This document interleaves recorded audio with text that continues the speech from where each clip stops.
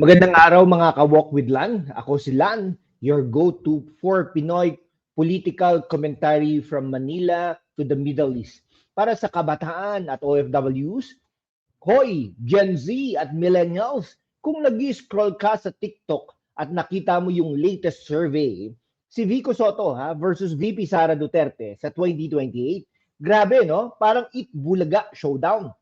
Pero stakes are higher, Imagine isang young mayor na sana all good governance laban sa isang tough VP na survivor ng impeachment plots. Pero teka, bakit feeling ko overhype lang si Vico? At si Sara, she's the real deal for our future, mga kaibigan.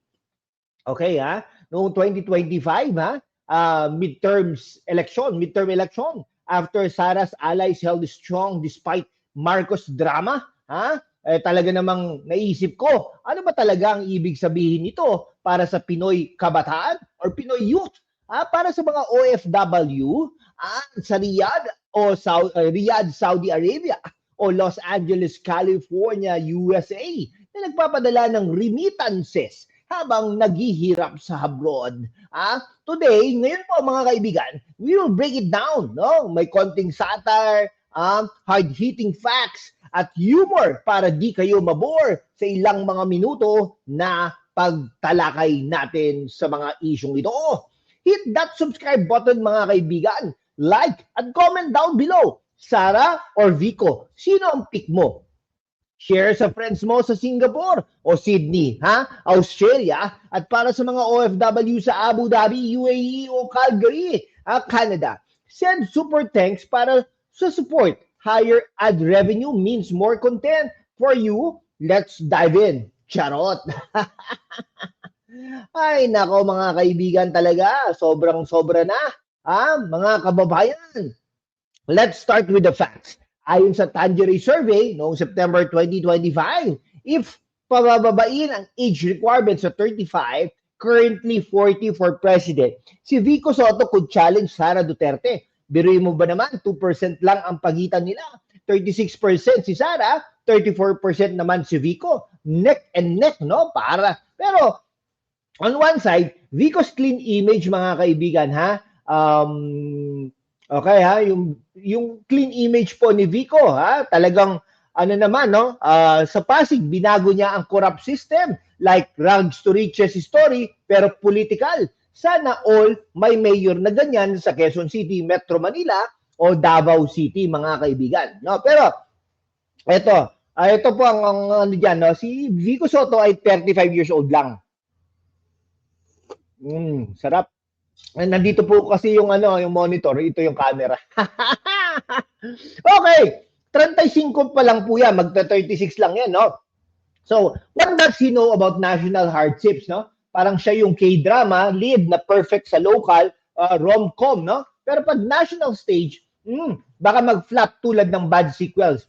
Inexperience sa foreign policy, lalo na for OFW sa Jeddah, Saudi Arabia o Milan, Italy, who need strong protection abroad, mga kaibigan. Si Sara ba? Si Sara, she's been mayor of Davao, DepEd, secretary, now VP. Survived impeachment in 2025, where Senate shelved it despite Marcos allies plots. So, she's consistent fighter against corruption, like her dad's war on drugs, pero with focus on education for youth, mga kaibigan. Yan. Okay. Isang OFW sa Dubai, nagsabi po sa atin, no? VP Sara's policies help my kids schooling back home. Shout out sa mga kababayan natin dyan sa Hong Kong o Doha, Qatar. Sara's global stance means better remittance flows, hindi overhype, mga kaibigan. No? Talaga namang yung mga local fixes like Vico's heart, Vico won't run down in 2028, sabi niya, kasi focus sa Pasig, no?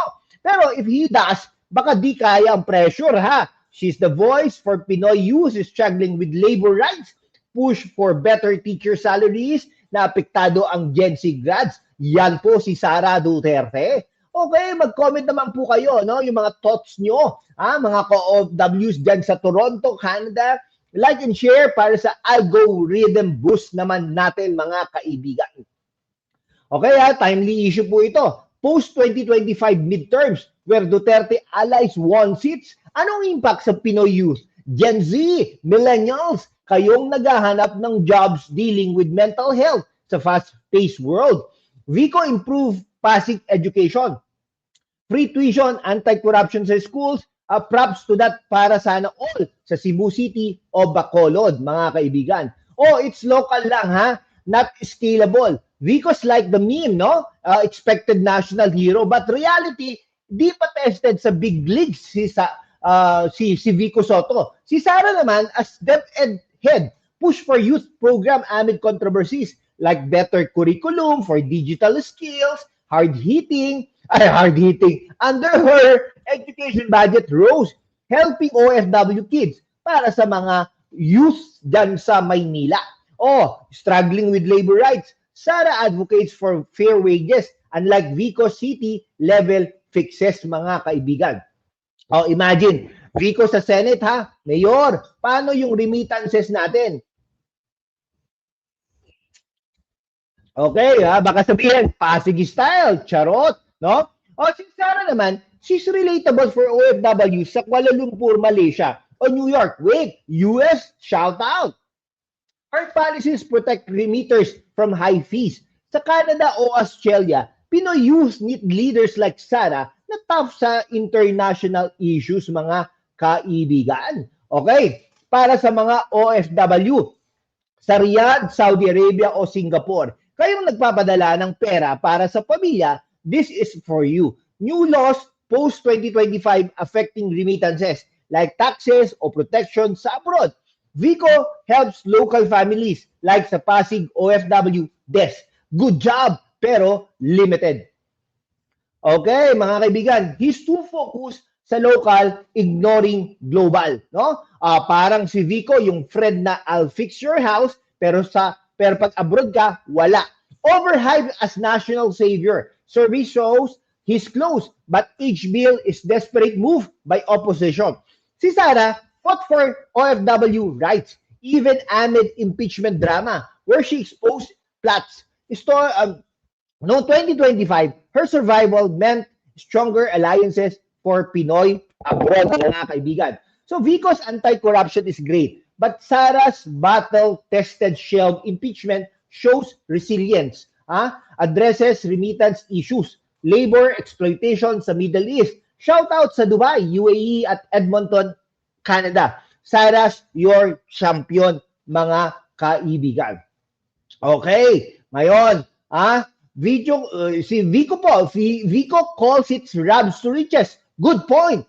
Clean Pasig, no dynasties, pero parang hypocritical. His rival says debts unsettled, no? Though unproven, it questions scalability. Okay, Vico versus Sara, parang Squid Game. Vico's the newbie, Sara's the survivor, mga kaibigan. Okay? Ay, nako, expose po natin, no? Expose po natin yung mga kasinungalingan dyan sa hearings, mga hearings dyan sa Kongreso, House of Representatives and the Senate. Si Sara po ay consistent versus establishment. She's for youth, anti-corruption laws, no? Global protection. Si Vico naman, parang bayaran mo ang utang mo. Charot. Pero seryoso, Sara's the one for 2028, mga kaibigan. Okay. Para sa mga OFWs dyan sa Milan, Italy o Sydney, Sara's visions includes better ties with US, UK, Vico. Local lang yan. Favor Sara for labor remittances, mga kaibigan. Okay, mag-like na po kayo, mag-share na po kayo, mag-super thanks na rin po tayo, no? Okay, to summarize, mga kaibigan, survey shows Vico could challenge, but his whole overhyped inexperience for national. Sara's the proven leader for Pinoy youth at OFWs with education. Labor, remittance wins, no?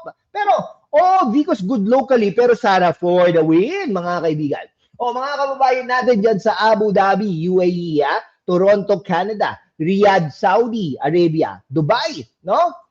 Singapore, Sydney, Australia, Hong Kong, Jeddah, Saudi Arabia, Kuala Lumpur, Malaysia, Winnipeg, Canada, Edmonton, Canada, Calgary, Canada, Milan, Italy, at lahat ng listed spots, ito ay para sa inyo. Subscribe na, like na, comment, Sara 2028. Share at send super thanks para sa ad revenue boost. Hashtag Walk with Lan. See you next week or next time around. Salamat at mabuhay ang Pilipinas.